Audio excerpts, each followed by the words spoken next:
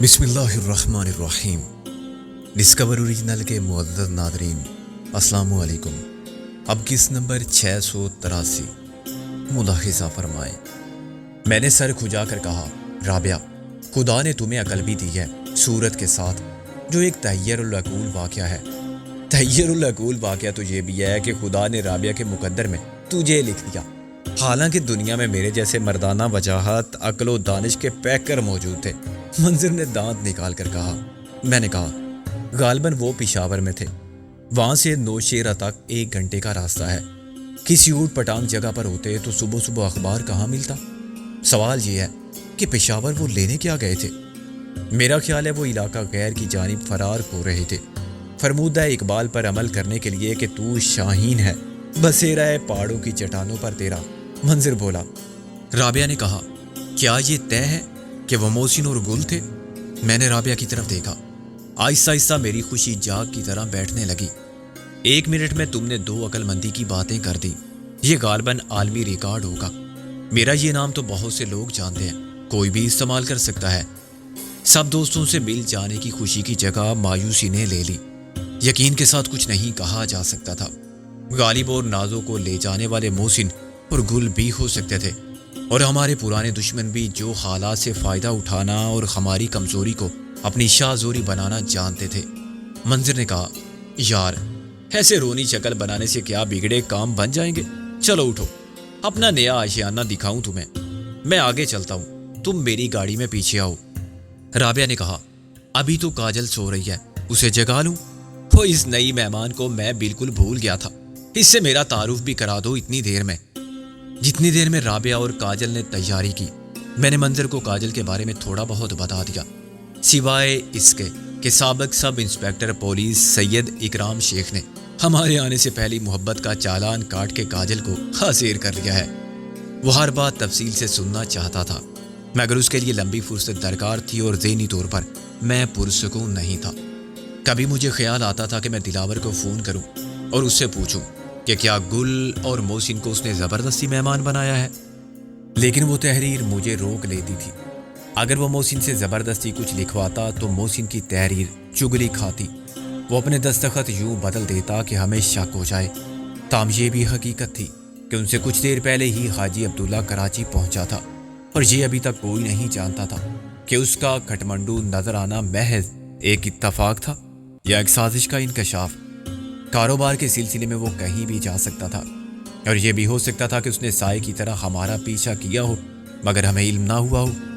میں جانتا تھا کہ دلاور جیسے عیار اور مکار دشمن کو دھوکہ دینا کتنا مشکل کام ہے۔ الٹا یہ ہو سکتا تھا کہ میرے سوال پر وہ جھوٹ کا جال پھیلا دے اور کہے، ہاں تمہارے دوست میرے پاس ہیں، آؤ لے جاؤ۔ یہی چکر مجھے حاجی عبداللہ بھی دے سکتا تھا۔ جب ہم روانہ ہوئے تو غلطی سے کاجل اس گاڑی میں بیٹھ گئی جس میں ہم کراچی سے لاہور پہنچے تھے۔ کلیم اس کے ساتھ رہا۔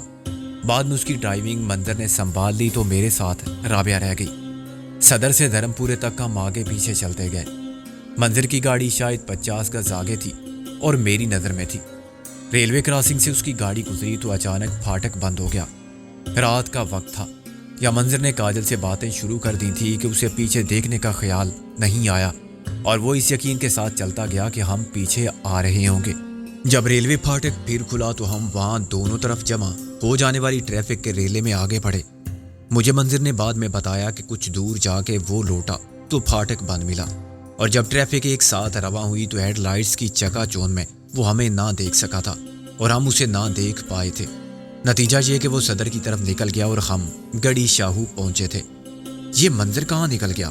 میں نے پریشانی سے کہا۔ بے وقوف آدمی منہ اٹھا کے چلتا گیا، پلٹ کے ہماری طرف دیکھا تک نہیں۔ اب ہم کہاں جائیں؟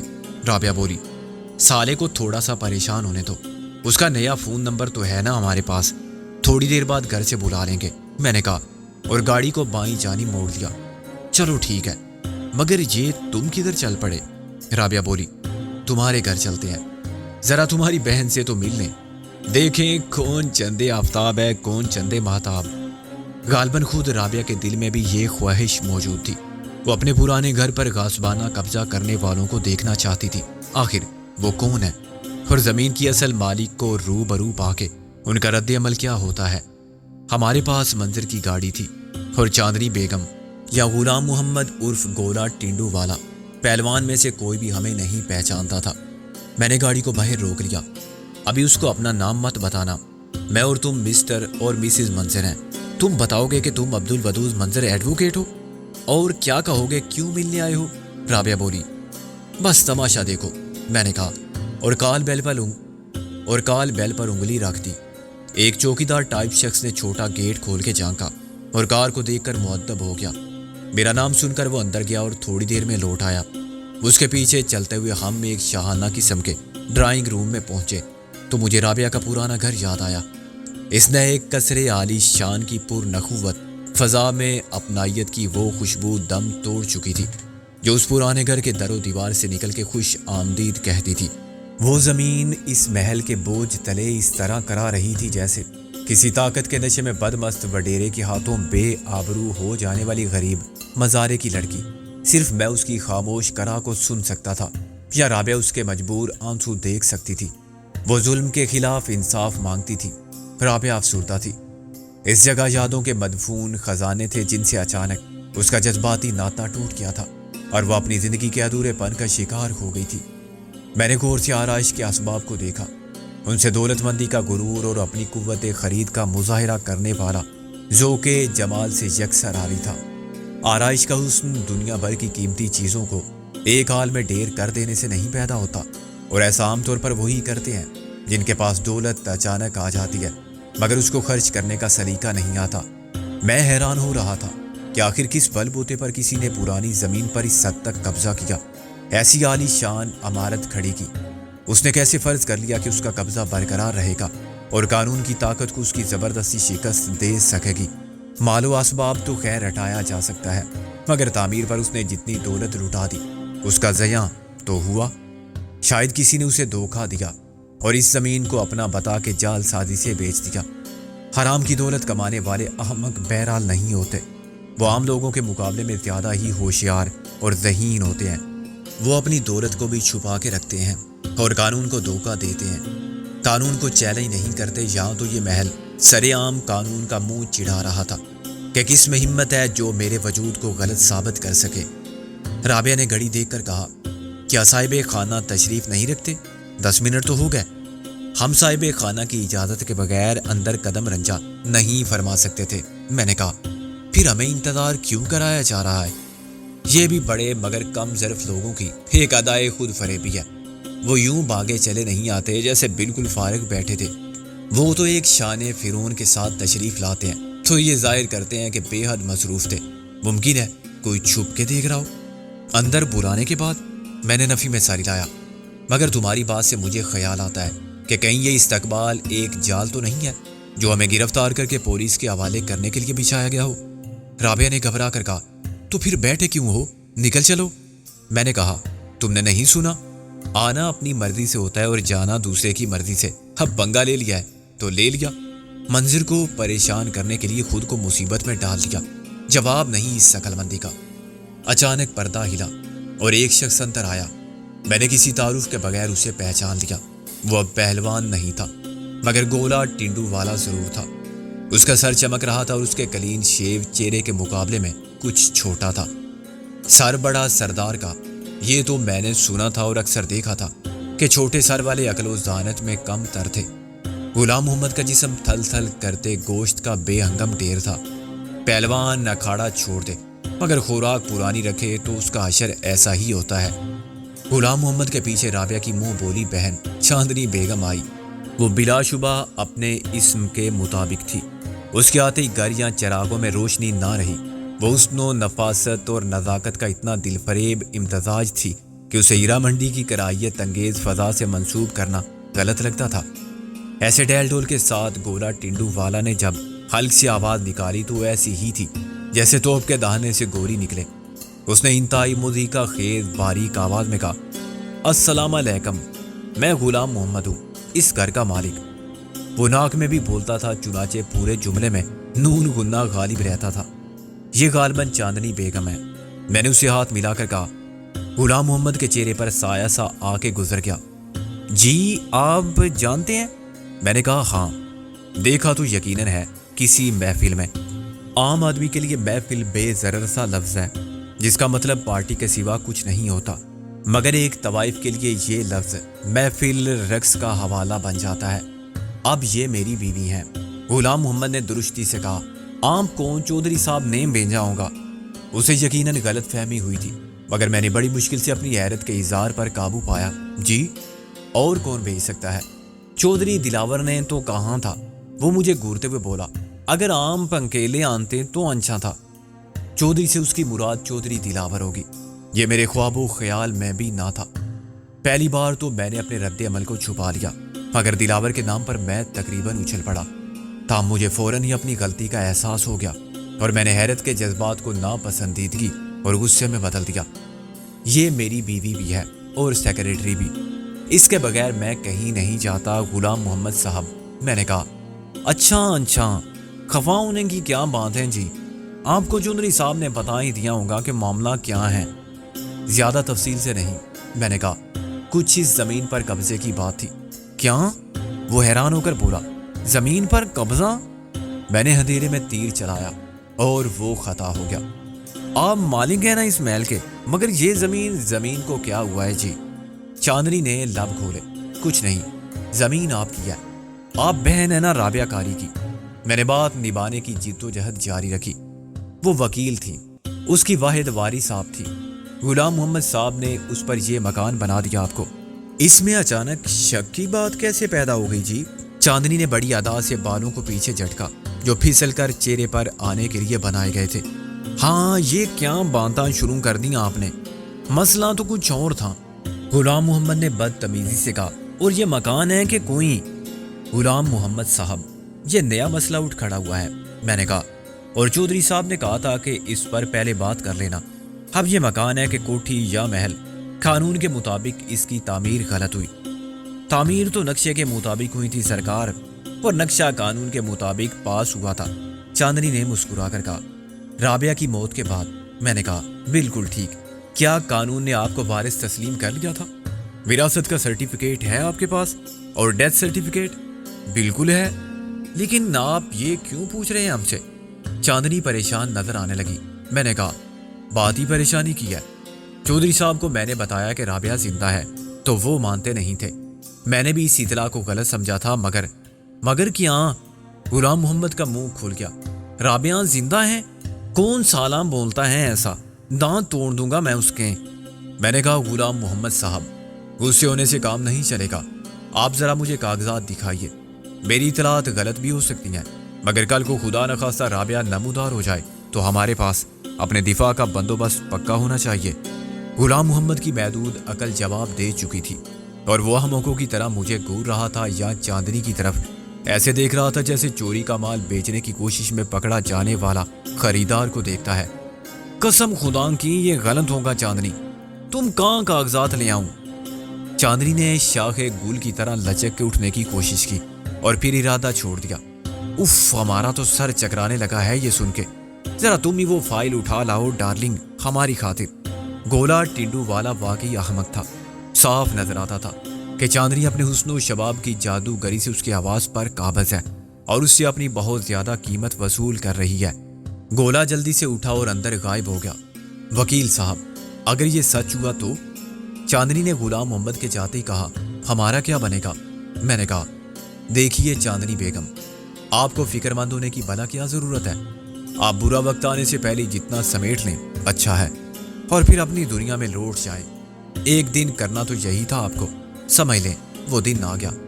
آپ کو قدردانوں کی کمی تو نہیں ہو سکتی۔ وہ تھوڑا سا مسکرائی۔ آپ کی دعا سے۔ ہم تو پہلے ہی مخالف تھے اس معاملے کے، مگر چودھری صاحب نے بھی کہا کہ خطرے کی کوئی بات نہیں۔ رابعہ مر کھپ چکی، اس کا والی وارث کوئی نہیں رہا۔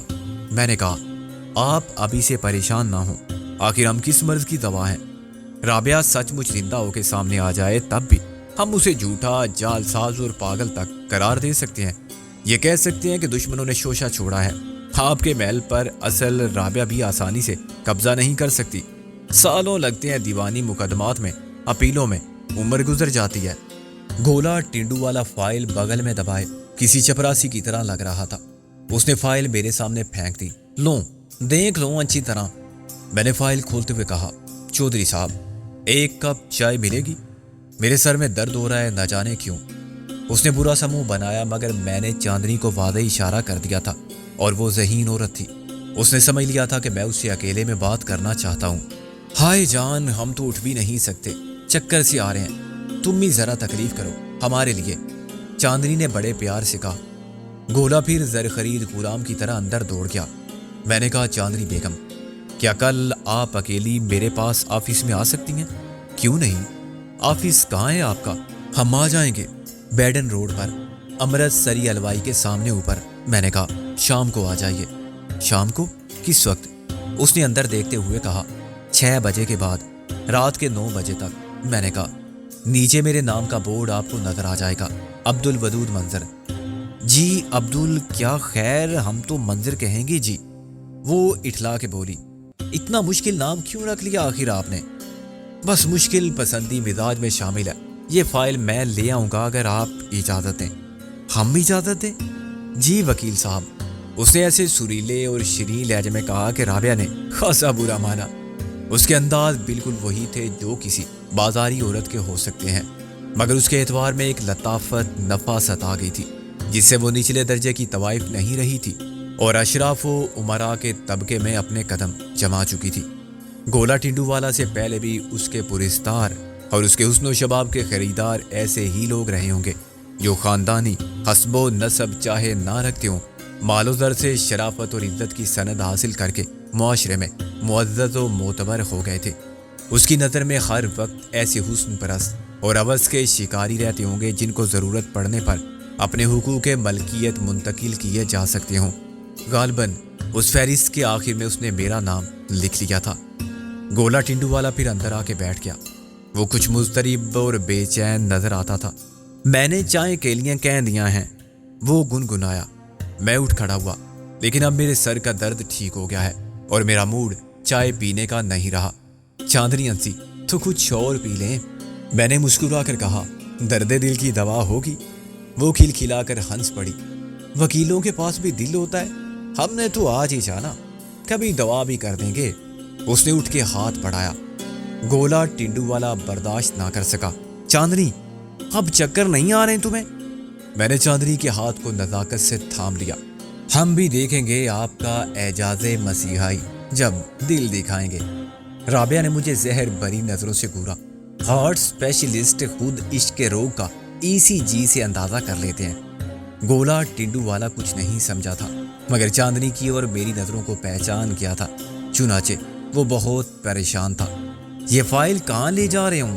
چاندنی نے اس کے کندھے پر سر رکھ دیا. فائل ہم سے پوچھ کر لے جا رہے ہیں, لیکن ہم سے پوچھے بنا کیا لے جا رہے ہیں یہ ہم جانتے ہیں. رابعہ نے برہمی سے میرا ہاتھ پکڑ کر کھینچا. چلیے, بہت باتیں ہو گئی ان کے کام کی, اور بھی کام ہے. چاندنی نے اسے ناگواری سے دیکھا, جیسے پوچھنا چاہتی ہو کہ تم کیا مجھے چیلنج کر رہی ہو. میرے مقابلے پر آ کر دیکھو, تم سیکرٹری ہو یا بیوی, میری قوت تسخیر کا خود اندازہ کر لو تو اچھا ہے. چاندنی, ایسے آنے کو فائل نہیں دینی چاہیے, آنکھیں بند کر کے اعتبار کر لیا. وہ تو ہم نے تم پر بھی کیا تھا. اس نے نشیلی آواز میں آنکھیں اٹھا کے کہا. گولا ٹنڈو والا نہیں جانتا تھا کہ ہم وہ فائل لے جائیں گے, مگر چاندنی کی مرضی کے خلاف وہ کچھ نہیں کر سکتا تھا. اس کی تھوڑی بہت عقل اور قوت مزاحمت چاندنی کے عشوہ و غم زدہ ادا کے ایک وار میں خلاص ہو جاتی تھی. مجھے اس کے تیور کسی خطرے کی خبر دیتے تھے اور اب میں جلد از جلد وہاں سے رخصت ہو جانا چاہتا تھا, مگر ایسے نہیں کہ فرار کا شبہ ہو. میں نے چودھری صاحب کو فون کیا تھا, وہ بھی آ جانتے. غلام محمد بولا. اس وقت تک میں دروازے تک پہنچ گیا تھا. ایک بار پھر پلٹ کر میں نے کہا, کل 14ویں کی رات ہوگی, چاندنی ہوگی نا؟ چاندنی کو کون روک سکتا ہے جی. وہ سرور میں ہنسی, کیونکہ اسے یقین تھا کہ وہ مجھ پر اپنی اداؤں کا جادو چلانے میں کامیاب ہو چکی ہے, اور عورت کو فتح و غرور کا نشہ بہت عزیز ہوتا ہے. میں اپنی گاڑی میں بیٹھنے تک پرسکون رہا, حالانکہ اندر سے میرا خوف سے برا حال تھا. مجھے لگتا تھا کہ ابھی کسی لمحے کوئی گاڑی میرا راستہ روک لے گی, اور اس میں سے اتر کے چودھری دلاور میرا راستہ روک لے گا. تو یہ آپ کی مسخرے پن کی عادت گئی نہیں اپنے سکندر صاحب. خیر سے اب باپ وہ ہو گئے, عبد الودود منظر. واہ بھائی واہ, گاڑی موڑتے ہی میں نے ایکسیلریٹر دبا دیا۔ اف، کیسے بال بال بچے یا بال میں جکڑے گئے اس کی ناگن جیسی زلفوں کے۔ رابعہ نے بگڑ کر کہا، درد دل تو بہت بڑھ گیا ہوگا۔ مجھے بے اختیار ہنسی آئی۔ کمال ہے، میں تو سمجھتا تھا کہ تم عام جاہل عورتوں جیسی باتیں کرنا جانتی ہی نہیں، اس قدر اوور ہونے کی کیا ضرورت تھی؟ رابعہ نے خفت سے کہا، ایسی گھٹیا بازاری ادائیں تھیں اس کی۔ میں نے کہا، تم اصل سے کباب ہو رہی ہو۔ بے شک وہ عورت کسی کی داشتہ تھی، مگر اس میں کوئی شک نہیں، حسین تھی اور اپنے حسن کی طاقت سے کام لینا بھی بہت اچھی طرح جانتی تھی۔ تمہارا کام تو تمام کر دیتی اگر میں ساتھ نہ ہوتی۔ غلام محمد عرف گولا ٹنڈو والا بھی خدا نے کیا چیز بنائی ہے۔ میں نے کہا، سب کچھ دے دیا، بس تھوڑی سی عقل نہیں دی۔ اب میں کہوں کہ تم حسد سے کباب ہو رہے ہو، پھر ذرا دیکھو اس کے پاس کیا نہیں ہے۔ یہ محل اسی نے کھڑا کیا ہے اور چاندنی اسی کے آنگن میں اتری ہے، مگر یہ بھی تو دیکھو کہ چاندنی اسے کس طرح لوٹ رہی ہے۔ پیسہ کمانے کے لیے عقل کا ہونا اب شرط نہیں رہا۔ ایسے دھندے بہت ہیں جن میں آدمی راتوں رات بھی لکھ پتی بن جاتا ہے۔ ان کی قسمت ساتھ نہ دے تو وہ سلاخوں کے پیچھے نظر آتے ہیں، ورنہ چاندنی کے ساتھ مجھے تو ایسا لگتا ہے کہ اسے دلاور نے بھی اپنے مقاصد کے لیے استعمال کیا۔ تمہاری زمین اسے بیچ دی، یہ یقین دلا کے کہ کچھ نہیں ہوگا۔ پیسہ اس کا لگا، مگر پریشانی ہمارے لیے پیدا ہو گئی۔ چاندنی کا کیا ہے، وہ کل کسی اور کو شکار کر لے گی، پیسہ غلام محمد کا ڈوبے گا، دعوے خم دائر کرتے پھریں گے اور دلاور محض تماشا دیکھے گا۔ ہماری پریشانیوں میں اضافہ کرنے کے لیے غلام محمد کو قانونی طور پر گمراہ بھی کرتا رہے گا اور تھپکی بھی دیتا رہے گا کہ چڑھ جا بیٹا سولی، رام بلی کریں گے۔ اگر اس میں چودھری دلاور بھی ملوث ہے تو شاید یہ اتنا سیدھا سادہ قانونی مسئلہ نہ ہو جتنا تم سمجھ رہے ہو۔ رابعہ بولی، تم نے ٹھیک سوچا، یہ بھی ممکن ہے کہ اس کے ذہن میں کوئی اور خطرناک اسکیم ہو جس کا بھی اندازہ نہیں کیا جا سکتا۔ منظر سے مشورہ کریں گے، پہلے اسے فون تو کرو، وہ پریشان ہوگا۔ میں نے کہا، وہ پریشان ہونے والا آدمی نہیں ہے۔ یہ مت کہو، کیا وہ ہمارے لیے بھی پریشان نہیں ہوگا؟ بس وہ اپنی پریشانی کو ظاہر نہیں ہونے دیتا۔ میں نے ایک جنرل سٹور سے اسے فون کیا تو وہ گھر پر نہیں تھا۔ وہ کاجل کو گھر چھوڑ کر پھر ہماری تلاش میں نکلا تھا۔ اس کی بیوی نے اپنی زبان کی کینچی چلانی شروع کی اور 10 منٹ بعد آخرکار میں اس سے پتہ حاصل کرنے میں کامیاب ہو گیا۔ پتہ سمجھاتے اس نے ہر سڑک کے ہر موڑ، اس کی ہر نشانی اور ہر نشانی کے بارے میں تفصیلی معلومات فراہم کرنا ضروری سمجھا تھا۔ آخری نشانی ایک ٹیلر کی دکان تھی جس کے بارے میں اس نے کہا، بڑی منحوس شکل والا لڑکا مالک ہے، لیکن خود کو سمجھتا ہے دلیپ کمار، ہے بھی بڑا آوارہ مزاج۔ ایسے ہی لوگ لیڈیز ٹیلر بنتے ہیں یا پھر چوڑیوں کی دکان کھول کے بیٹھ جاتے ہیں، بے غیرت کہیں کے، اور کپڑے سینا تو اسے خاک نہیں آتا۔ بورڈ پر لگا رکھا ہے ہالی ووڈ اسپیشل لیڈیز ٹیلر۔ کیا سی کر دیتا ہوگا یہ ان انگریزی فلم والیوں کو؟ ان کے پاس پہننے کو ہوتا ہی کیا ہے، بے حیا کہیں کی۔ 42 بھر کپڑے میں تو سوٹ بنا لے، مگر بھیا مجبوری یہ ہے کہ قریب میں اور کوئی درزی نہیں، اسی لائن میں 7واں مکان ہے، باہر سے رنگ۔ میں نے فوراً کہا، بس میں سمجھ گیا، اور ریسیور رکھ دیا، ورنہ وہ مکان کے رنگ، نقشے، ساخت، حسنوں اور مکمل ڈیٹیل کے بارے میں بات کرنے لگتی۔ آدھے گھنٹے بعد میں نے مکان تلاش کر لیا۔ ہمارے استقبال کے لیے منتر پہلے سے موجود تھا۔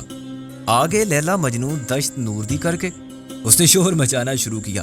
اب کہو گے راستہ بھول گئے تھے، ابے میرے پیچھے چلتے چلتے کیسے بھٹک گئے راستے سے؟ بس تم بھٹکنا چاہتے تھے، تمہارا تو باپ بھی بھٹک گیا تھا، ورنہ وہ میرے جیسے نالائق، فائق اور قابل فخر بیٹے کا باپ ہوتا۔ بھٹکنا تمہارا خاندانی کام ہے، سالے اتنا بھٹک کے آئے ہو، ابھی دل نہیں بھرا دھکے کھانے سے؟ میں نے کہا، تو خود چپ ہوگا یا میں کروں؟ منظر نے فریادی نظروں سے بیوی کو دیکھا۔ بیوی، میں نے کچھ کہا ان کو؟ تم اپنے مہمان سے کہو ان کی جگہ میں ہوتا، تم ہوتے تو لوٹ کے گھر ہی نہ آتے۔ اس کی بیوی نے ہماری حمایت پر کمر کس لی۔ میں کہتی ہوں، تم نے خیال کیوں نہیں رکھا ان کا؟ تم کدھر دیکھ رہے تھے آخر؟ کسے دیکھ رہے تھے؟ رابعہ اور میں ہنسنے لگے۔ دوسرے کمرے میں ان کے سارے بچے چیخ و پکار میں ایک دوسرے پر سبقت لے جانے کی کوشش میں مصروف تھے۔ سب سے کم عمر صرف گلا پھاڑ کے رو سکتا تھا۔ کسی کمرے میں پوری آواز سے ٹی وی چل رہا تھا۔ ادھر میاں بیوی کے درمیان جنگ چھڑ گئی تھی۔ گھر میں ایک شور بحشر برپا تھا۔